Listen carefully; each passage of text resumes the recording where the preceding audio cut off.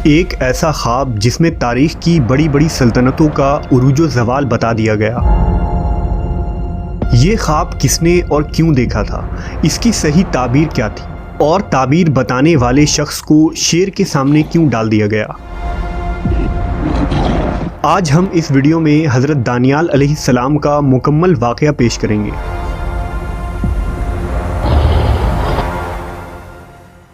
हज़रत दानियाल अलैहिस्सलाम अल्लाह के एक बरगुज़ीदा पैगंबर थे जो बनी इसराइल के ज़वाल के आखिरी दौर में पैदा हुए। आप 457 क़ब्ल मसीह में बैतुल मुक़द्दस में पैदा हुए थे। दानियाल का लुग़वी माने हैं खुदा मेरा मुनस्सिफ़ है। हज़रत दानियाल के वालिदैन के मुतालिक अहदनामा क़दीम और जदीद दोनों में कोई जानकारी मौजूद नहीं है, लेकिन बाज़ मुहक्किकीन ने लिखा कि आप यहूदा के नस्ल से थे जो बनी इसराइल का एक आला मर्तबे वाला ख़ानदान था।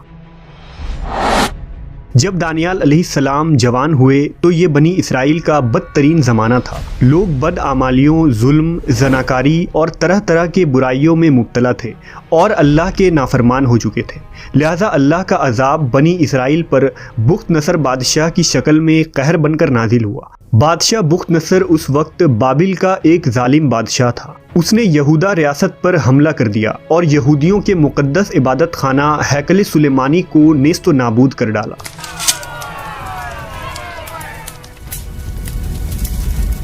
हज़रत दानियाल का ये मानना था कि बनी इसराइल चूँकि फ़िस्क़ व फ़ुजूर और बुराइयों में मुब्तला हुए हैं, इसलिए बुख्त नसर का हमला खुदा की तरफ से उन पर एक मार है और उसकी जानिब से दी जाने वाली सज़ा बिल्कुल दुरुस्त और मुनस्सिफ़ाना है।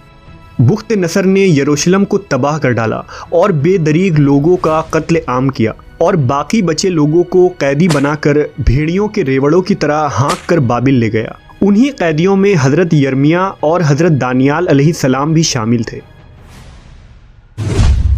421 क़ब्ल मसीह में बुख्त नसर ने एक रात एक पुरस्रार ख्वाब देखा। उसने ख्वाब में देखा कि एक बड़ा बुत जिसका सर सोने का था और दरमियानी हिस्सा चांदी का और नीचे का हिस्सा तांबे का था और टांगे लोहे का था। उस पर आसमान से एक पत्थर गिरा जिससे वो पाश पाश हो गया और उसके अज्जा आपस में मिल गए। वो पत्थर इतना बड़ा हो गया कि तमाम ज़मीन उससे भर गई।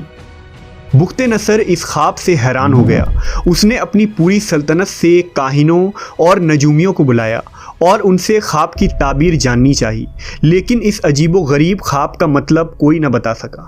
किसी ने बुख्त नसर को मशवरा दिया कि ख्वाब की ताबीर दानियाल से पूछा जाए। हज़रत दानियाल को अल्लाह ने ख्वाबों की ताबीर का इल्म अता किया था। उस वक्त आप अलैहिस्सलाम कैद खाने में बंद थे, लिहाजा उन्हें बुख्त नसर के सामने पेश किया गया। उस ज़माने में ये रिवाज था कि बादशाह के सामने हाजिर होने वाला शख्स उसे सजदा करता था, लेकिन हज़रत दानियाल बुख्त नसर के सामने तशरीफ़ लाए तो आपने उसे सजदा करने से इनकार कर दिया और फरमाया, सिवाय खुदा के किसी के आगे सजदा जायज़ नहीं। इस पर बुख्त नसर खामोश रहा और उसने कुछ न कहा, क्योंकि उसे पहले अपनी ख्वाब की ताबीर जाननी थी। जब उसने अपना ख्वाब बयान किया तो इसका ख्वाब सुनकर आप अलैहिस्सलाम ने फरमाया, उस बुत में जो तूने सोने का सर देखा वो तू ही है और तेरे बाद एक और सल्तनत बर्पा होगी जो तुझसे छोटी होगी और उसके बाद एक और सल्तनत तांबे की जो तमाम ज़मीन पर हुकूमत करेगी और चौथी सल्तनत लोहे की तरह मजबूत होगी। और जो तूने देखा कि उसके पाँव और उंगलियां कुछ तो कुम्हार की मिट्टी की और कुछ लोहे की थीं, सो इस सल्तनत में तफर्रका होगा और उन बादशाहों के अयाम में आसमान का खुदा एक सल्तनत बर्पा करेगा जो हमेशा कायम रहेगी और उसकी हुकूमत किसी दूसरी कौम के हवाले न की जाएगी। फिर हज़रत दानियाल ने फरमाया, जल्द ही तेरे हुकूमत का ख़ात्मा होगा और दूसरे अक़वाम यानी फ़ारिस, रोमी और यूनानी गालिब आ जाएंगे। हज़रत दानियाल अलैहिस्सलाम की काबिलियत देखकर बादशाह बुख्त नसर ने उनको दरबार में नौकरी बख्शी। बादशाह उनकी अक्लमंदी और जहानत से मुतासिर हो गया। सहीफ़ा दानियाल के मुताबिक हज़रत दानियाल जवान आदमी थे, खूबसूरत और हर चीज़ सीखने की सलाहियत रखते थे। उनकी समझ बूझ और हिकमत की वजह से उनको दरबार में जगह मिल गई और बादशाह बुख्त नसर जब भी कोई सवाल करता तो हज़रत दानियाल काहिनों और दरबारियों से ज़्यादा मुदल्लिल और बेहतरीन जवाब देते थे। हज़रत दानियाल ने बाबिल में क़याम के दौरान कभी गैर हलाल खाना नहीं खाया। आप सादा ग़िज़ाओं और पानी पर गुज़र बसर किया करते थे, लेकिन अल्लाह ने इन हलाल ग़िज़ाओं में ही इतनी बरकत अता की कि आप बाबिली लोगों से ज़्यादा सेहतमंद नज़र आते थे।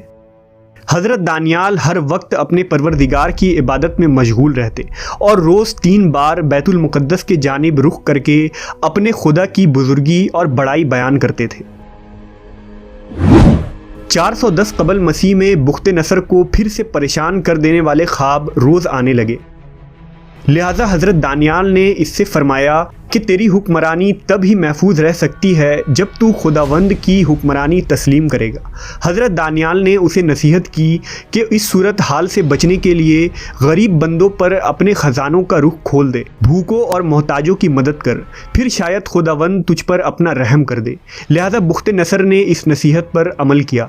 उसने गरीब बनी इसराइल की खूब मदद की, यहाँ तक कि बनी इसराइल का एक शख्स भी भूखा और गरीब न रहा।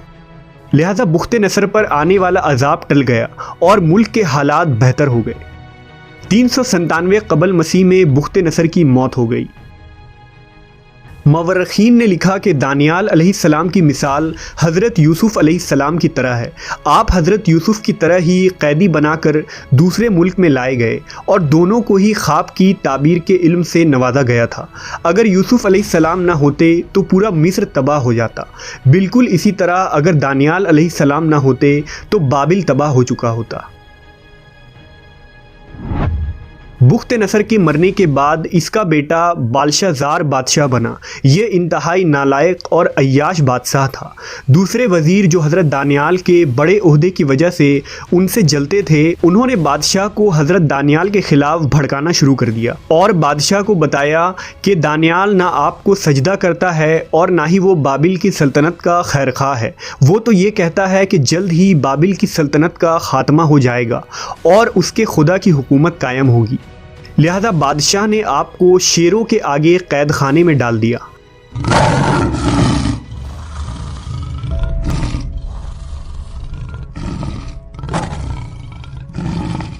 जब हज़रत दानियाल अलैहिस्सलाम ने शेर के सामने खुद को बेबस पाया तो आवाज़ लगाई कि ए खुदावंद, मैं मदद मांगता हूँ, जिसके आगे ये शेर भी अपना सर झुका देते हैं। अल्लाह की कुदरत से शेरों ने आपको कोई नुकसान नहीं पहुंचाया और बाज़ रिवायतों के मुताबिक उस वक्त कैद खाने में फ़रिश्ता जिब्राईल नादिल हो गए और शेर फरिश्ते को देखकर सहम गए। सुबह हुई और जब लोगों ने कैद खाने में झांका तो देखा कि हज़रत दानियाल सही और सलामत अंदर मौजूद हैं और शेर एक किनारे पर बैठा आराम कर रहा है। अब लोग समझ गए कि आप एक नेक और बरगुज़ीदा शख्सियत हैं, लेकिन अब वक्त गुजर चुका था और खुदा का अजाब करीब था। बाबिल पर फारिस का बादशाह साइरस ने हमला कर दिया और बुख्ते नसर ख़ानदान की हुकूमत का ख़ात्मा हो गया। उसने हज़रत दानियाल को कैद खाने से आज़ाद करवाया और उन्हें इज़्ज़त और एहतराम के साथ अपने दरबार में वज़ीर मुकर्रर किया। ये अजीम और खुदा तरस बादशाह, जिसे तारीख़ में साइरस आज़म के नाम से जाना जाता है, कुरान मजीद में ज़ुल्क़रनैन के नाम से आपका ज़िक्र मौजूद है। हज़रत दानियाल ने ख्वाब की जो ताबीर बताई वो बाद में पूरी हुई। ख्वाब में आने वाले उस बुत के सोने के सर से मुराद पहली ममलकत यानी बाबिल की सल्तनत है। दूसरी ममलकत चांदी का सीना यानी फारिस की सल्तनत थी, जो कि बाबिली सल्तनत के बाद कायम हुई। तीसरी सल्तनत तांबे की राने यानी यूनान की सल्तनत थी, जिसने सिकंदर यूनानी के बादशाहत के दौर में सल्तनत फारिस को रोंद डाला था। और कुछ लोहे और कुछ मिट्टी की टांगे यानी चौथी ममलकत सल्तनत रोमा यानी रोमन एम्पायर थी, जो कि बाद अज़ा 2 हिस्से में बट गई। एक मशरिकी सल्तनत जिसका पाया तख्त कुस्तुनतुनिया था और दूसरी मगरिबी सल्तनत जिसका पाया तख्त इटली था। यहूद और नसारा में से कोई इस पर ज़रा भी शक नहीं करते कि इन चारों सल्तनतों के ज़वाल के बाद एक सबसे बड़ी हुकूमत कायम होनी थी, जो आसमान के खुदा की हुकूमत होगी और इन सबसे बड़ी, अजीम और दुनिया में इंसाफ कायम करने वाली होगी। अहले किताब हज़रत ईसा अलैहिस्सलाम के बाद बड़ी बेसब्री से उस अजीम खुदाई सल्तनत का इंतज़ार कर रहे थे। वो यकीनी तौर पर जानते थे कि ये सल्तनत आखिरी नबी के हाथों कायम होगी, जिसे वो अरकून यानी अमन का बादशाह कहते थे। आखिरकार अरब के सरजमीन पर नबी बरहक हज़रत मोहम्मद सल्लल्लाहु अलैहि वसल्लम की बासत हुई और खुदाई ममलकत कायम हो गई। तमाम बुत परस्त तहजीब और सल्तनतों को आप सल्लल्लाहु अलैहि वसल्लम के कदमों के नीचे रौंद दी गई और इस्लाम ज़मीन में हर सिमत बढ़ता चला गया। लेकिन इस पाँचवीं सल्तनत की तफसीर पर अहले किताब ने इख्तिलाफ़ किया और इसकी तावील कर डाली, क्योंकि इसे कायम करने वाला नबी बनी इसराइल में से नहीं बल्कि बनी इस्माइल में आ गया। बहरहाल हज़रत दानियाल अलैहिस्सलाम की ताबीर के मुताबिक पाँचवीं अजीम खुदाई सल्तनत ता क़यामत कायम रहेगी, जिसकी तजदीद इमाम ज़माना महदी अलैहिस्सलाम के हाथों कायम होगी।